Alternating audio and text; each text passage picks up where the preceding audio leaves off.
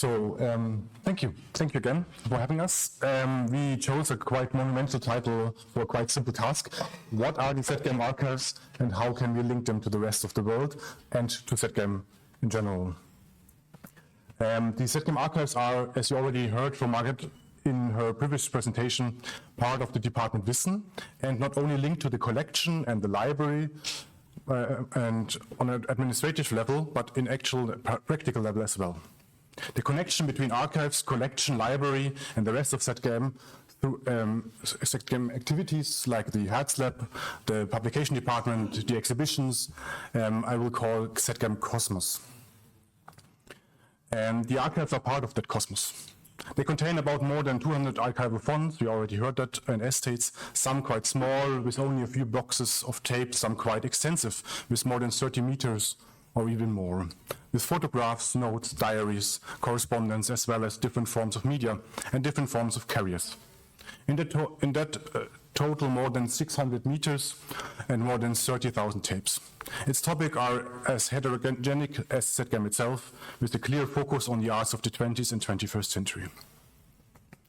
Starting with video art, I'm going to tell a little bit more about the different topics ZGAM archives housing. Starting with the video art and film, which is by far the biggest part of ZGAM archives, thanks to the outstanding work of the Laboratory for Antiquated Video Systems since 2004, with archives like Josef Beuys Media Archive, Lutz Dambeck, Barbara Hamann, CAVS, but also Raindance and its members, Schneider, Gillette, and Paul Ryan, Ulrike Rosenbach, Aldo Tambellini, Steiner, and Woody Basulka, and so on. There's also a topic like the new media art in general, in addition to the video art housing with Walter Giers, Dieter Jung, Stefan von Hühne, and of course Jeffrey Shaw. Those archives are especially in interest for restorators and conservators who also consulting our archives, similar to art historians and artists. Another topic is sound art and electronic music, as well as performance art. Examples are the Apollo House Archive, William Forsythe, which is our newest guest, and Harald Bode Archive, Margaret already mentioned. And as Johannes Goebel is speaking in the afternoon, I want to mention the Idiama Archive as well, which was probably the first archive we had at ZKM.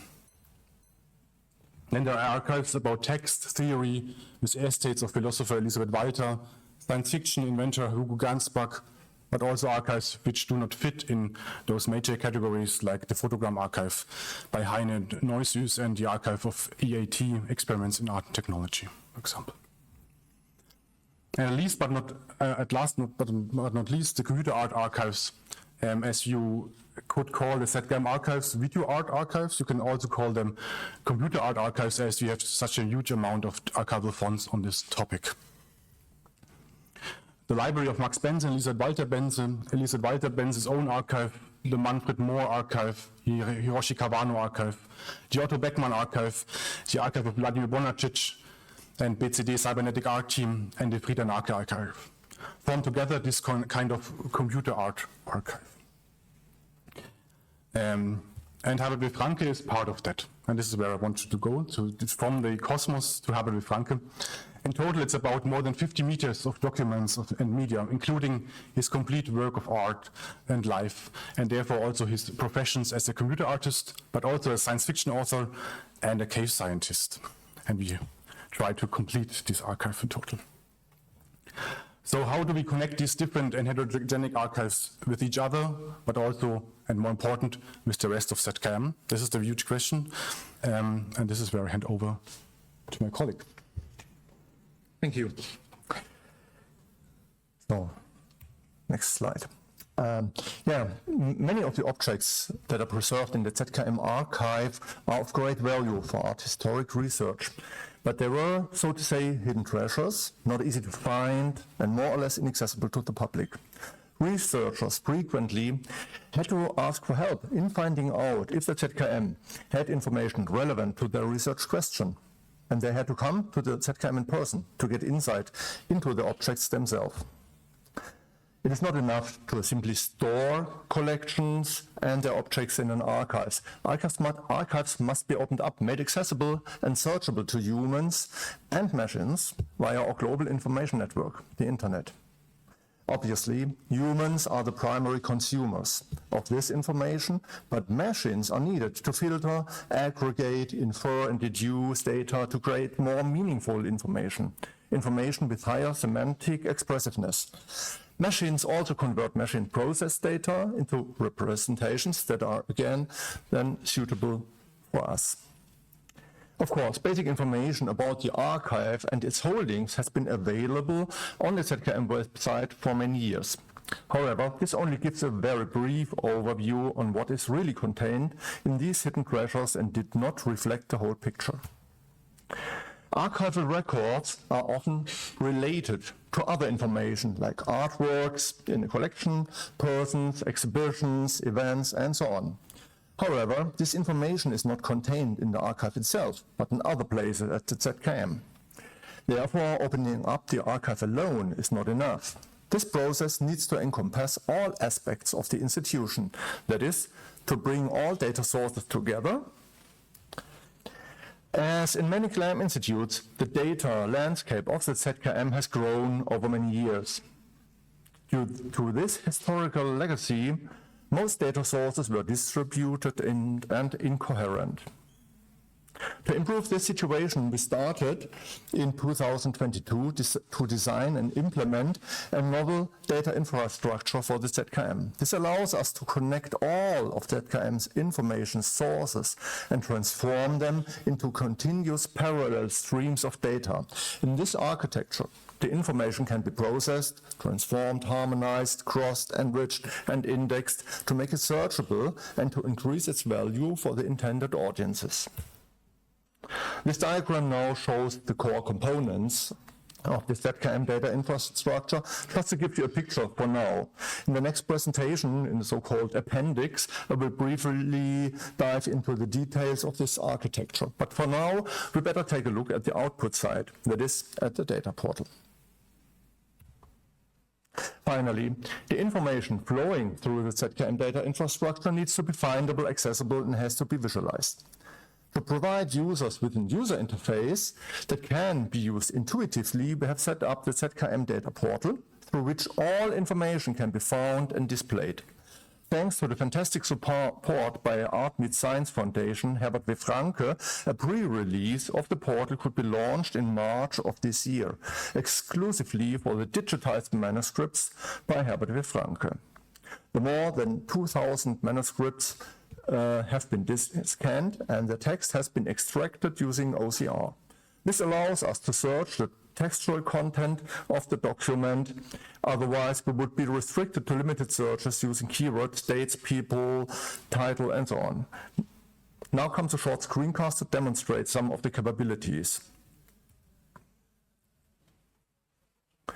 Here, a search for photography is started. A lecture from 1966 on photography and painting is found.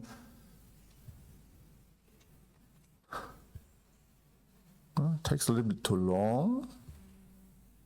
Okay, search is refined for photographic technique. And looking at the metadata, we see that this is related to Otto Beckmann. So, let's examine this document a little bit further. It shows a drawing of the artwork Dracula and others. Okay, let's find out how it is related to Beckmann by using the free text search. Here, Beckmann is found in one text position. Below the document features some handwritten notes that you can see here. Okay, the ZKM archive also contains other types of media, as Margit said already. Making time-based media such as audio and video accessible is not as easy as with text-based documents, since information in time-based media is not as clearly codified. And the ZKM has a really huge amount of this data, which now sums up to 2 petabytes. This massive pile of media can only be handled with the help of automated processes. We are currently working on a project aimed at automatic extraction of features such as objects, colors, people's activities, and so on. This also includes automatic speech recognition. Using this information, tools can be built to facilitate us to search for media through multimodal retrieval mechanisms. So, we at the ZKM do all of this because we feel a responsibility, not only for preserving the treasures that lie dormant in our archive, but for bringing them back to life. It is really exciting how many possibilities modern technology offers us in these questions. And to be honest, it's a lot of fun to conceive and realize these projects. Thank you.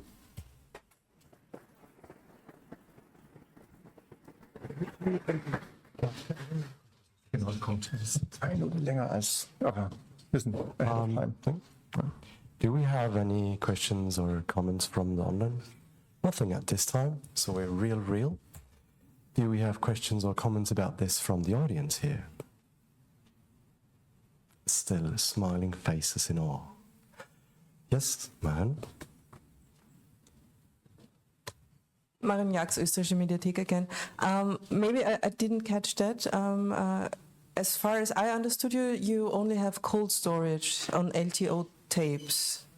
We have cold storage on LTO tapes, but that's for the raw videos that we have. So we have copies in MP4 format, which are on the hot storage, and that can be shown directly. And you would use them for further analysis of Yes, your teach the recognitions? Okay.